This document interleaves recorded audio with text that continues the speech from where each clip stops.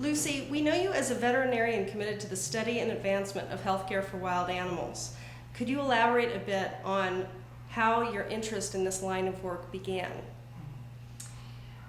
Well, believe it or not, I wake up in the morning and my first thought is, are the animals okay? And it's not just my patients, it's actually all the animals. And I've thought that way ever since I can remember.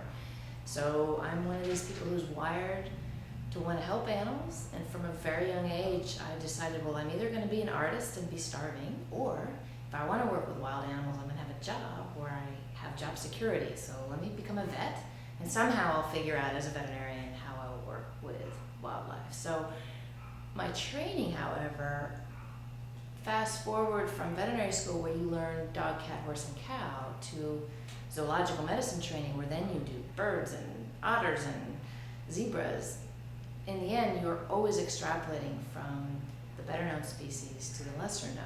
So my practice experience now has included dogs, cats, iguanas, birds, animals in zoos, animals in aquaria, animals in wildlife rehab centers, quote, wild animals.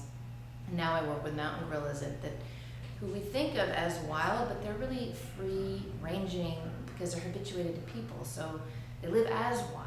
So in all of those settings, when I ask myself that question now, are the animals okay? I'm actually now thinking about all the other animals that are in those ecosystems. So I guess what I'd say is, as a young child, I was motivated to help animals, and that hasn't changed. And that has helped me. It's focused me as I've gone through the steps in my career, where I've seen maybe I can help.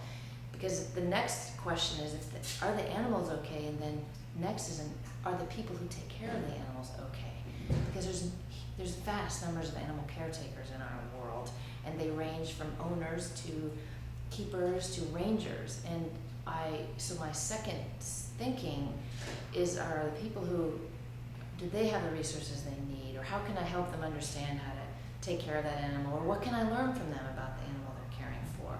And as I've done different things in my job, I've learned that's probably even more important move on my part. I can ask how are the animals, but if I can help the people who care for the animals, or if I can directly help an animal, then I'll do it. So it's interesting that I even now I think the same, and sometimes that gets me out of bed very quickly because I'm worried about some particular case, but it's usually more of a theoretical thing. And then there are a lot of wonderful animal caretakers out there, and I've been fortunate to work with a lot of them, and they inspire me to then go off and do my day-to-day work.